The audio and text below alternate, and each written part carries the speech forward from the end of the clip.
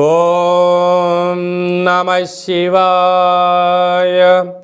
ఓం నమో నారాయణాయ. ఓం శ్రీ స్వర్ణాకర్షణ కాళభైరవాయ నమో నమః.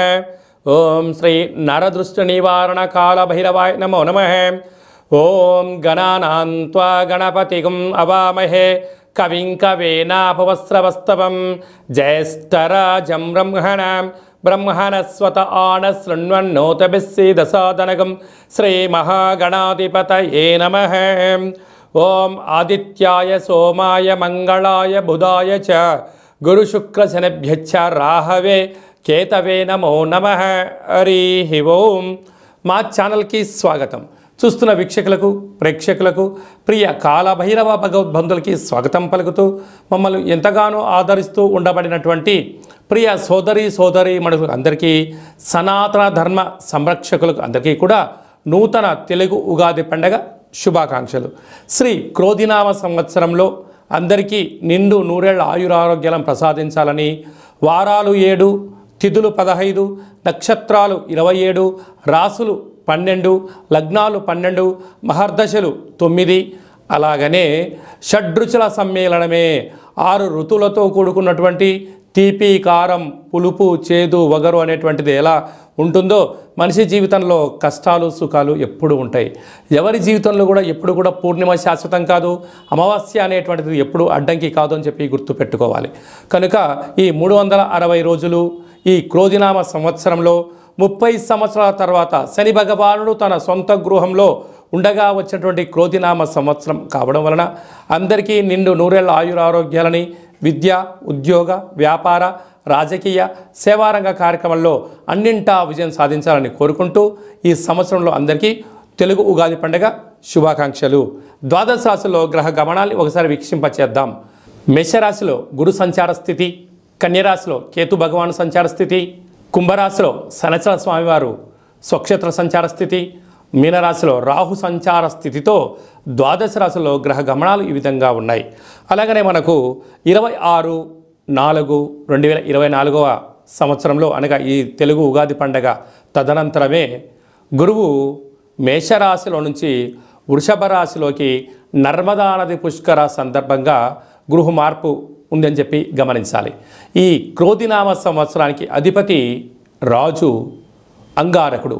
ఎందుకనగా ఈ సంవత్సరము మనకు తెలుగు ఉగాది పండగ మంగళవారం రోజు అవ్వడం వలన, మంగళవారానికి అధిపతి కుజ భగవానుడు అవ్వడం వలన, ఈ సంవత్సరానికి రాజు కుజుడు అవ్వడం వలన నిత్యము అనేక మంది క్రోధము, ఆవేశము అనేటువంటి పరిస్థితుల్లో ఉండడము, ఎర్రటి నేలలు, ఎర్రటి పంటలు బాగా పండడము, అద్భుతమైనటువంటి కందులు, మిరప, ఎర్రటి నేలలు, సంపూర్ణమైనటువంటి ఆహార ధాన్యాల ఉత్పత్తులు చాలా అద్భుతంగా ఉంటాయని చెప్పి కూడా గమనించగలగాలి. కాకపోతే ప్రజలందరూ కూడా ధర్మ మార్గంగా, ఆధ్యాత్మికంగా ఉండడము, తల్లిదండ్రులను, గురువులను, ధర్మాన్ని ఎవరైతే ఆచరిస్తారో వారికి రుణభయం, రోగభయం, శత్రుప్రయం, ప్రమాదాలు తొలగిపోతాయని చెప్పి కూడా గమనించగలగాలి. అలాగనే ఈ సంవత్సరము మంత్రివర్యులు శని భగవానుడు అవ్వడం వలన, ఆ శని భగవానుడు ప్రస్తుత కాలమాన ప్రకారంగా కుంభరాశిలో సంచారము చేయడం వలన ధర్మ మార్గంగా ఎవరైతే ఉంటారో వారికి చాలా మంచి కాలము అని చెప్పి గమనించగలగాలి. తెల్లటి నువ్వులు, విశేషమైన నీలం రంగు పదార్థాలు, పుష్పాలు, పండ్లు, పదార్థాలు, అద్భుతమైనటువంటి ధర్మ పరిపాలనగా, ధర్మంగా, న్యాయంగా, నీతిగా ఉండబడిన వారికి చాలా మంచి కాలం అని చెప్పి గుర్తుపెట్టుకోగలగాలి. ఎవరైతే అధర్మంగా ఉంటారో, అన్యాయంగా ఉంటారో, రాక్షస జీవన విధానంగా ఉంటారో, గతి తప్పిన జీవన విధానం ఎవరైతే అలవర్చుకుంటారో వారికి అనేక ఇబ్బందులు ఉంటాయని చెప్పి కూడా గమనించగలగాలి. ఈ సంవత్సరము పశుపాలకుడు కృష్ణ పరమాత్ముడు అవడం వలన గోవులు, పశువులు సమృద్ధిగా ఆయురారోగ్యాలుగా ఉండడం, మంచి పాడి, మంచి పంట, ఐశ్వర్యము, సుఖవంతమైన జీవనం ఉండడం జరుగుతుంది అని చెప్పి గమనించాలి. కాకపోతే ఈ సంవత్సరము శుక్రుడు అనేక రకాలమైనటువంటి ప్రభావం అధికంగా ఉండడం వలన అనేక మంది నిత్యము రోజు నూతన వస్త్రాలకు, బంగారు ఆభరణాలకు, వజ్ర వైడూర్యాలకు, విలాసవంతమైన జీవితాలకు, ఆధ్యాత్మిక తీర్థయాత్ర కార్యక్రమాలకి మొగ్గు చూపడం జరుగుతుంటుంది. కాకపోతే విచక్షణారహిత జీవితాన్ని పొందడానికి, మద్యమత్తు మాంసాల జీవితాన్ని పొందడానికి ఎక్కువ మంది మక్కువ చూపించే పరిస్థితి ఉంటుంది.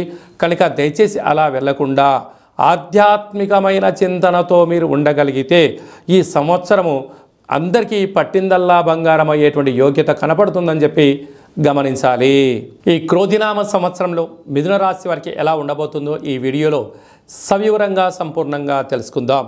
మిథున రాశిలో ఏ నక్షత్రాలు వస్తాయనగా మృగశిర నక్షత్రంలోని 3వ పాదము, 4వ పాదము, ఆరుద్ర నక్షత్రంలోని 4 పాదాలు, పునర్వసు నక్షత్రంలోని 1, 2, 3 పాదములు కలిపితే మిథున రాశి.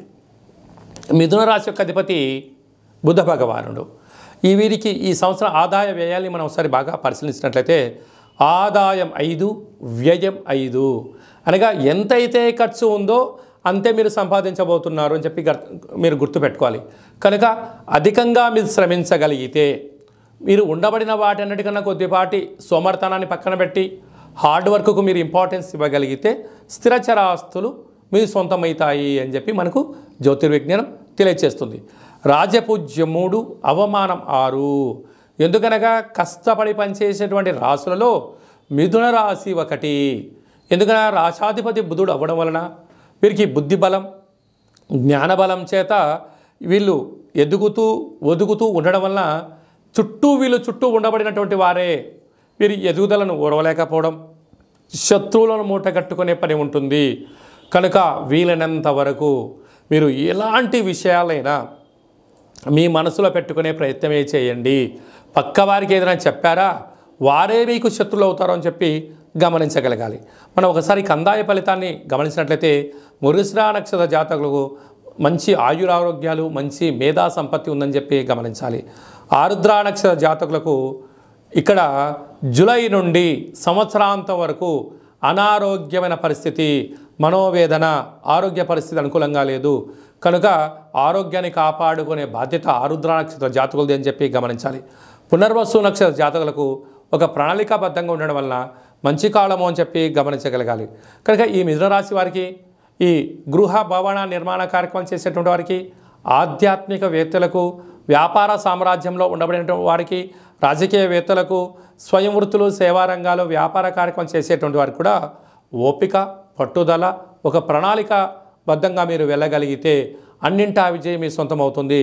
వ్యవసాయ సోదరీమణులకు ఎర్రటి పొలాలు, తెల్లటి పంటలు, వస్త్ర వ్యాపారాలు, బంగారు వ్యాపారాలు, అలాగనే హోటల్ వ్యాపారాలు, ఈ పాల ఉత్పత్తుల వ్యాపారస్తులకి కూడా చాలా మంచి కాలం ఉందని చెప్పి గమనించాలి. కనుక వీళ్ళు స్వర్ణాకర్షణ కాళభైరవ స్వామిని స్మరించడం, ధ్యానించడం వలన అద్భుతమైన ఐశ్వర్యం, ధనం మీ సొంతం అవుతుందని చెప్పి గమనించాలి. కనుక శ్రీ స్వర్ణాకర్షణ కాళభైరవ స్వామి యొక్క స్మరణ, ధ్యానము, పుష్ప దీపము, ఒక ముగ్గును మీరు ఇంటి ముందర పెట్టుకోగలిగినట్లయితే మీకు అదృష్టం మీ సొంతం అవుతుందని చెప్పి గమనించాలి.